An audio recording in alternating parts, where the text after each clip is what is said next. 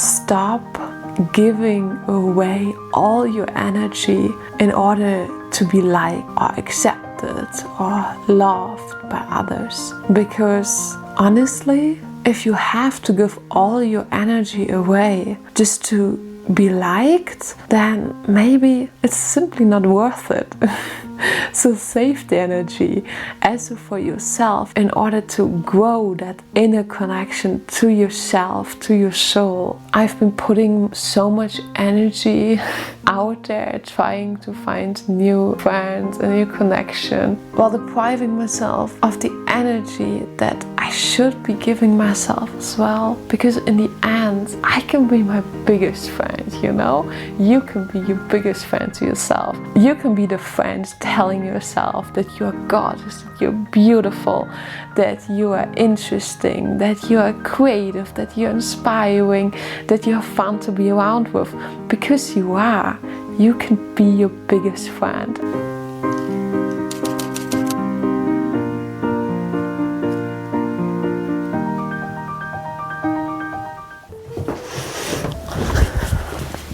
Hello, welcome back to part 2 of applying to art school. Today we're gonna work on the second part of my application. So I've already filmed the part 1 on how I'm applying to art school, and I was working on my portfolio and motivation letter. And to give you like a quick insight of like how like an application like this works, basically in the beginning you first do your portfolio. So you have to create an art portfolio where you just show with what kind of things you're busy with, and then you also have to write a motivation letter of like 1 page where you basically describe why you want to go study art, and also why do you want to study at that art school you're applying for.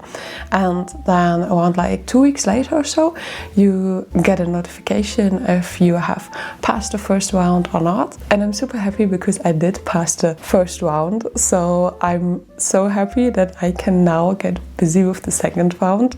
Like I said in the last video, I was just like, I know that I want to do this and I'm just gonna go for it and try out. And maybe that's as a sign, if you just like start doing the things you want to do and just take that first step towards your dream, that sometimes it's working out, and sometimes you have to take that step multiple times. Because I have mentioned before that I have applied to art school before and there I got rejected. So now it's kind of like my second time I'm applying. Yeah, but basically if you got into the second round, you get a home assignment. And that home assignment for me is that I have to choose an artwork that was made after the 2000s. And I do have to write an analysis, and then I have to create an artwork in response to that artwork I chose. And I've actually already started with it because I couldn't wait, and at the moment I already created this as a basis. So I already started with the artwork in response. That's the home assignment, and if you have submitted that, you will get an invitation to an interview. As far as I know, it's like a pretty short time frame. It's like 10 or 15 minutes only. I expect them to ask me like questions again about my work in more detail, and I just have to tell my motivations again, why I'm actually applying. That's basically what I'm expecting for it. So yeah, I would say let's start and get busy with the home assignment first.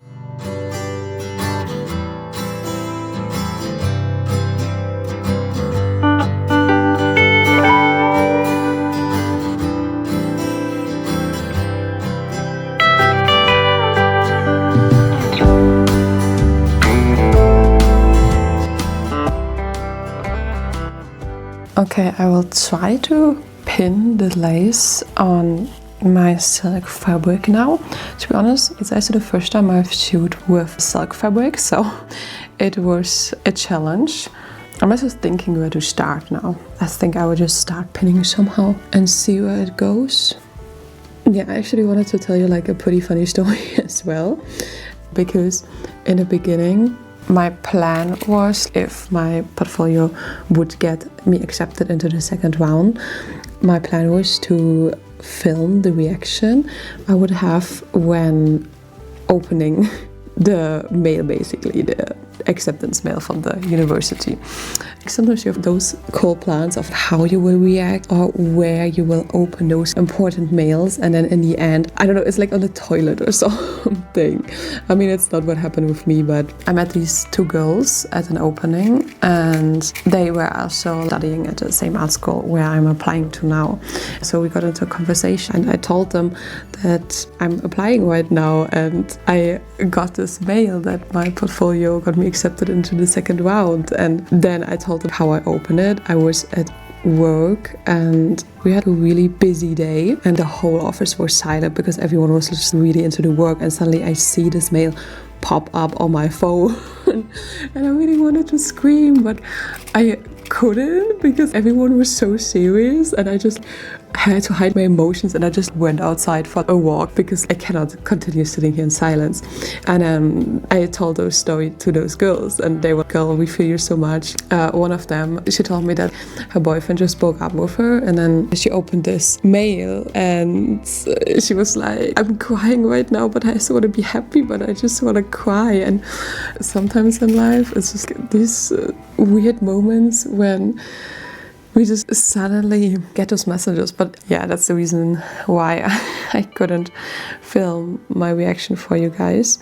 I don't know, maybe after the second round, who knows? But yeah, I'm also just seeing how it comes. I'm having fun with creating this artwork now, and we'll just see where it leads me, I guess. Okay, I'm actually deciding to pin it differently. Like I said, I'm doing this for the first time. Let's start here.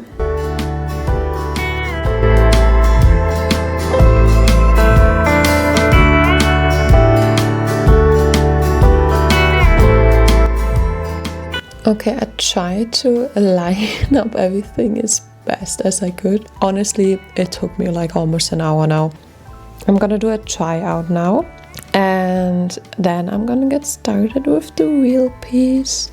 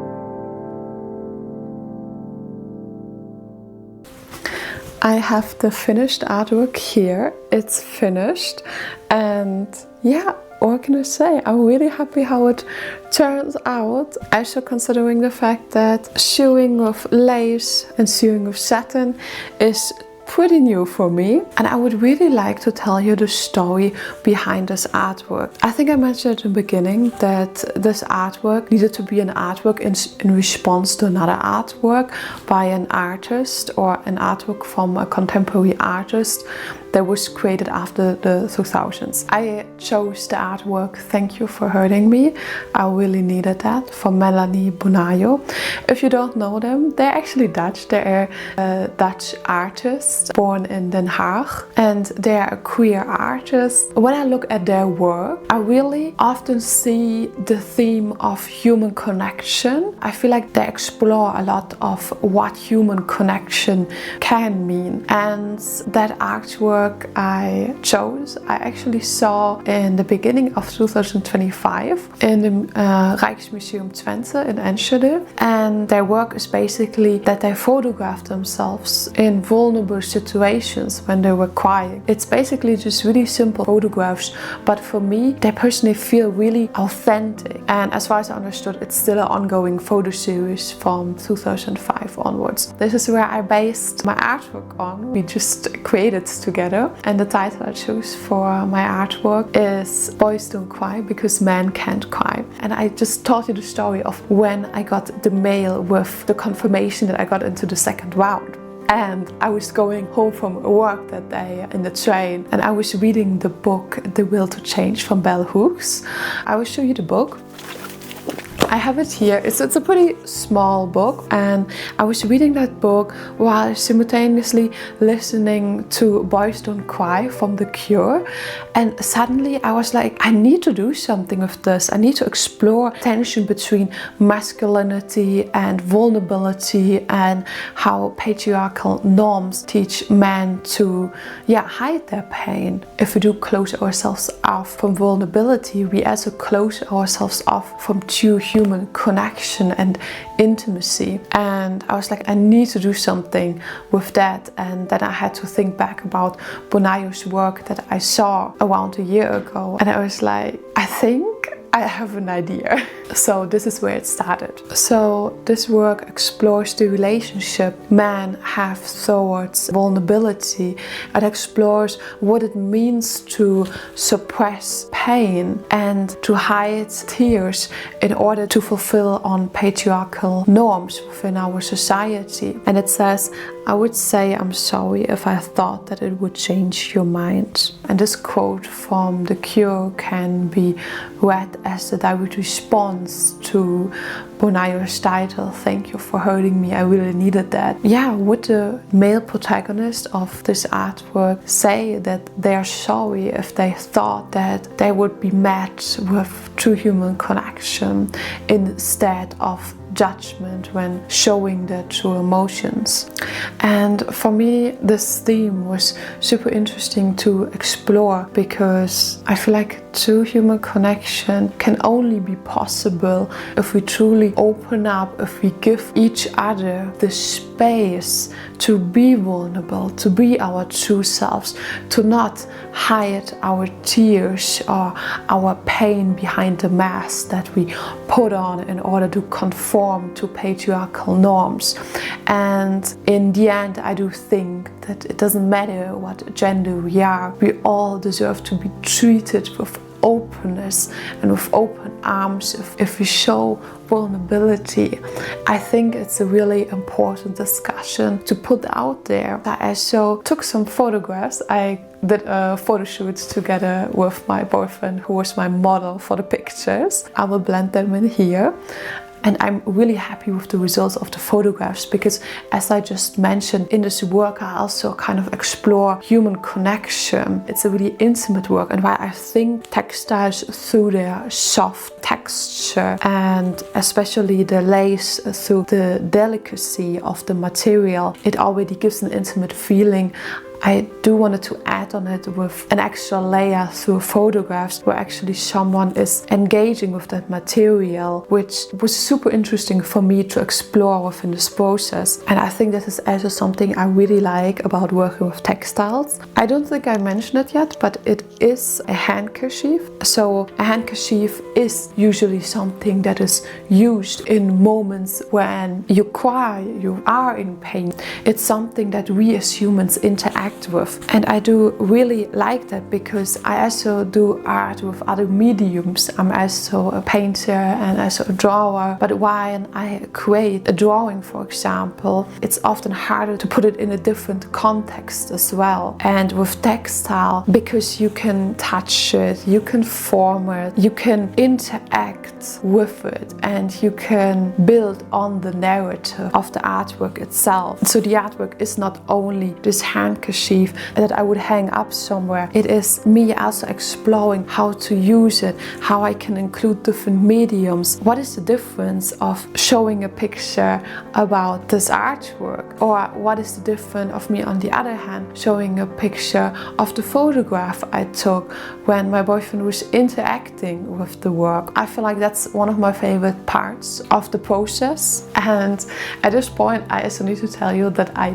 did already hand in the home assignment and this artwork. So I'm filming this short right now a bit later than intended in the beginning. But the nice thing is that I also had my interview, and I can confirm you it was a really short interview. It was only 10 minutes. They were pretty strict with the time. However, I can blend you in here the interview questions. So if you're interested of what they might ask you, you can go through them. And of course, not every interview has the same questions, but I also thought it was a really nice experience to also have that interview, to really talk to the teachers from the academy and the program as well. So I think that was it of this video. I'm super happy you followed me along so far. If you have not seen the first part of the application process where I created my art portfolio and my motivation letter, check out the first part. I will link you the link to the first part of applying to art school in the info box, and I really hope to see you the next time.